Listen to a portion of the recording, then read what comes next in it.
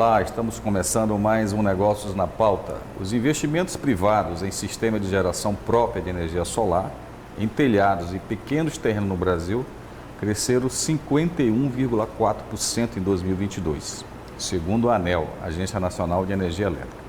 A estatística aponta que os recursos aplicados nos projetos em residências, comércios, indústrias e propriedades rurais saltaram de 42 bilhões de reais em janeiro para mais de 63 bilhões de reais no final de agosto deste ano. Apesar dos números positivos, os distribuidores e instaladores de equipamento de energia solar no Brasil tinham a expectativa de viver em 2022 uma espécie de corrida do ouro pelos sistemas. Acompanhe.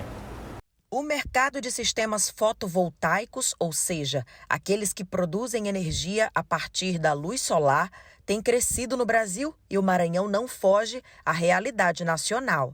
Nesse ano somente ele cresceu aproximadamente 61%, adicionando 10 mil novos sistemas fotovoltaicos na rede, totalizando aproximadamente 26 mil sistemas fotovoltaicos, beneficiando 38 mil unidades consumidoras. A gente está falando de aproximadamente 200 municípios que já produzem energia solar fotovoltaica, com uma potência somada total de aproximadamente 340 megawatts. E hoje o estado ocupa já a 14ª posição no ranking brasileiro de estados com mais sistema fotovoltaico. Em todo o Brasil, as perspectivas são positivas para todas as modalidades de geração de energia renovável. Mas, sem dúvidas, a energia solar é o grande destaque, principalmente quando se fala de geração distribuída. Mas o estado do Maranhão ele não só agrega esses fatores que aceleram o crescimento, como também a alta radiação solar. É um estado que possui uma quantidade de horas de sol por dia muito alto e isso também beneficia os investidores de sistemas fotovoltaicos, onde as placas acabam gerando mais energia do que em estados do sul, por exemplo. Então isso torna o mercado do Maranhão um mercado muito atrativo. Diversos fatores influenciam a maior busca dos consumidores maranhenses e brasileiros pelos sistemas fotovoltaicos. A principal, a alta da conta de luz ao longo da última década, motivada por questões como a falta de chuvas, a utilização das termoelétricas e o acionamento das bandeiras tarifárias. Para além de todas essas razões, o Maranhão tem ainda as suas próprias peculiaridades, que tornam essa modalidade de geração de energia atraente. O Ministério de Minas e Energia estima um crescimento de 80% da capacidade instalada da geração solar em relação ao ano passado.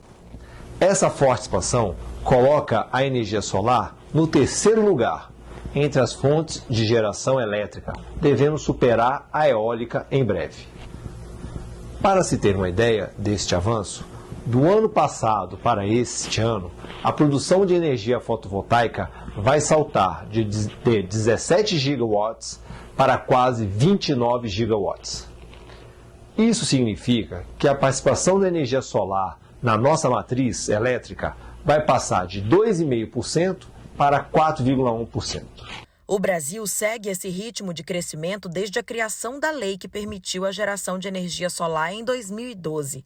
Agora, com uma nova regulamentação prestes a entrar em vigor, a expectativa é que os últimos 2 meses do ano sejam de maior demanda pelos sistemas e o setor desponta como atraente a novos investimentos. Essa expressiva evolução se dá em um cenário favorável para o investimento no setor, estimulado tanto pelo mercado como por políticas públicas, fomentadas pelo Ministério de Minas e Energia. O investimento na geração solar é fundamental para trilharmos um caminho virtuoso de aproveitamento de nossos recursos naturais, aliando segurança energética, universalização de acesso e desenvolvimento econômico.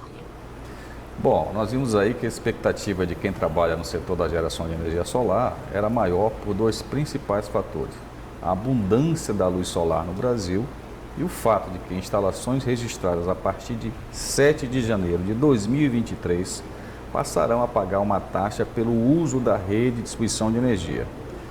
Então hoje aqui vamos receber nossos estudos para falar sobre esse tema quem entende desse assunto, né, e já trabalha na área. Nós estamos recebendo aqui o Cristiano Costa, que é proprietário da Sansamply Energia Solar, e o João Cará, que é superintendente de geração distribuída a Enova do Grupo Equatorial Energia.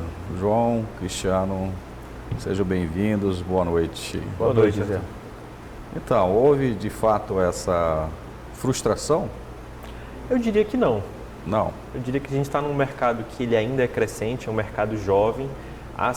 Havia sim alguma expectativa de um crescimento ainda maior, mas no cenário atual econômico, qual que é o mercado que cresce mais de 50% ao ano? Tá? Então eu diria que foi um ano positivo, a gente tem alguns gatilhos aí de mudança do mercado, esse é um mercado que ainda vai passar por muitas alterações, mas eu acho que frustração não é uma palavra que a gente deveria usar agora. Sim, no teu negócio lá, Cristiano, como é que você sentiu isso? Eu acho que frustração realmente não é a palavra certa, o João tem razão, mas a expectativa do mercado era maior. E eu atuo muito mais forte no mercado corporativo e é natural, esse mercado é um pouco menor em números finais de clientes, mas o que a gente percebe é que a expectativa era realmente de uma grande corrida em busca de se livrar porque a nova lei vai... Por conta dessa taxa, né? Que na verdade fala-se muito leigamente de taxar o sol. Sim. Que é uma forma até pejorativa, vamos dizer assim. A grande verdade é que tem uma briga muito grande entre as distribuidoras, quem trabalha com energia solar. Eu acho que nada mais justo do que você remunerar a estrutura de quem você está usando. É simplesmente isso.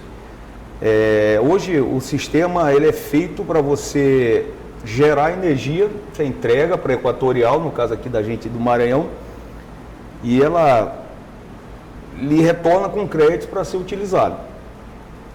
Então nada mais justo que você remunerar essa estrutura que está sendo usada da Equatorial. Hoje todo mundo que tem energia usa toda essa estrutura, o fio principalmente da Equatorial, não paga a Equatorial.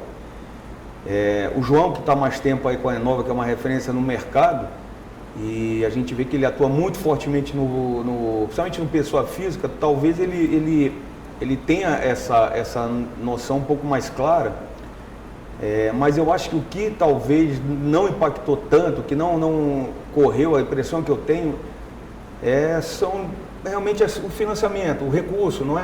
Ainda é uma situação mais escassa. Exato. Você tem uma série de linhas de crédito, mas o rigor na avaliação, principalmente da pessoa física, é muito grande ainda.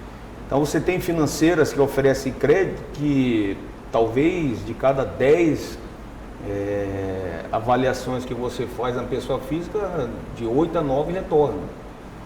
Então isso realmente acho que frustra um pouco, talvez isso aí segurou um pouco o mercado.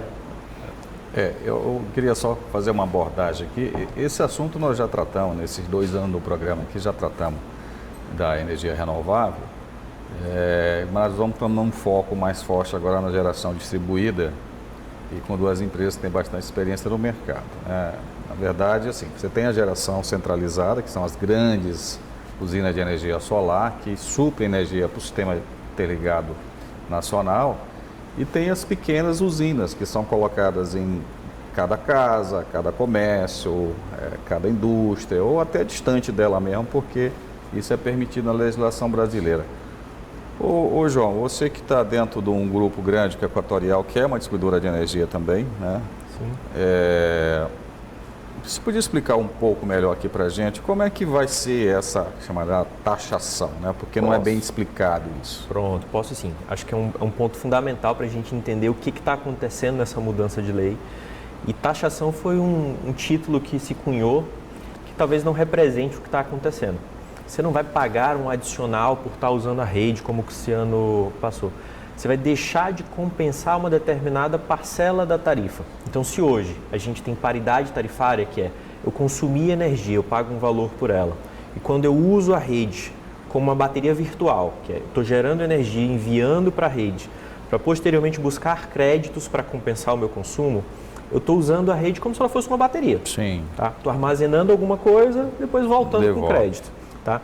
Eu compenso integralmente o valor que eu paguei pela tarifa. Isto é, hoje você não paga nada por usar isso, essa rede. Né? Eu entrego e recebo pelo mesmo valor. Exatamente. Por que isso? Porque GD é um negócio novo no Brasil. A gente está completando 10 anos de mercado agora e ele foi incentivado. Precisava desse incentivo. Senão, você não começaria esse processo que está acontecendo hoje a passos largos, tá? Mas houve um incentivo. Qual que é o principal movimento que acontece hoje? Você vai deixar de compensar uma determinada parcela da tarifa. E aí é muito comum a gente ver alguns canais explicando, pô, você vai deixar de pagar o fio B. Mas fio B não significa nada para o usuário comum. Sim. Então, aí se você adentra um pouquinho mais no assunto, não, fio B representa em média 28% da tarifa que você paga. Tá? Se a gente regionalizar, vamos falar de Maranhão. Fio B no Maranhão representa pouco mais de 40% da tarifa. Então você vai deixar de compensar 15% desses 40%, que na verdade representam 6%. Então assim... Isso não vai ser de uma vez, né? Tem um cronograma de fazer isso. Você tem uma regra de transição aí ao longo dos próximos anos. Para quem não conseguir entrar ainda esse ano... Até 7 de janeiro, né? Até 7 de janeiro o pedido de... Até 6 de janeiro. Isso. 7 a nova lei passa a valer, então até dia 6 pode pedir o acesso, né? Quem solicitar até o dia 6 está na regra atual, tá? Não vai participar dessa regra de transição e tem o direito adquirido até 2045. Isso é, mantém o que você tem hoje até 2045. Quem entrar a partir do ano que vem, você deixa de compensar 15% dessa parcela que eu chamei de fio B. Então, 15 dos 40, você perde 6% de atratividade. No ano seguinte, são 30% dessa parcela, depois 45% dessa parcela, até que você deixa integralmente de compensar ela. Essa parcela é exatamente aquela que remunera o uso da rede de distribuição. Tá? Então, não é que você esteja pagando alguma coisa adicional, você deixou de compensar aquela parcela e hoje, quando a gente faz estudo de payback, eu perco a atratividade do cenário atual para o ano que vem 6%, que é exatamente esse 6% que eu deixo de compensar. Agora, o payback, só sendo um pouco didático, aí o payback na verdade é o tempo de retorno do investimento. Esse payback ele aumenta, que usualmente hoje é 3, 4 anos, né? Exato. Ele aumenta para quantos anos? Então, ele não aumenta. Não aumenta. Por que ele não aumenta? Porque a gente perde 6% de atratividade no sistema, mas a gente está num cenário de Selic alto, dólar alto, a gente tem o reajuste tarifário de um ano para o outro. Então, quando a gente coloca tudo isso na conta, quando a gente coloca tudo isso na conta, a expectativa é que o payback do ano que vem ele seja semelhante ao payback atual. E com isso eu não estou dizendo que não tem vantagens em instalar no momento, tá? Poxa, quer dizer que eu não preciso participar dessa corrida do ouro? Não. O ponto principal aí é o direito adquirido. Eu estou falando do ano que vem. O direito adquirido é aquele que vai me permitir garantir as melhores regras até 2045. Então, sim, a gente está num momento muito bom para a instalação de energia solar, mas a gente não tem, talvez, esse ano que vem tão drástico como alguns falam. Isso é uma questão bastante importante, a questão da taxa de juros também. A gente vai dar uma pausa aqui, a gente faz uma rápida pausa e na volta nós vamos saber mais sobre energia solar. Até já.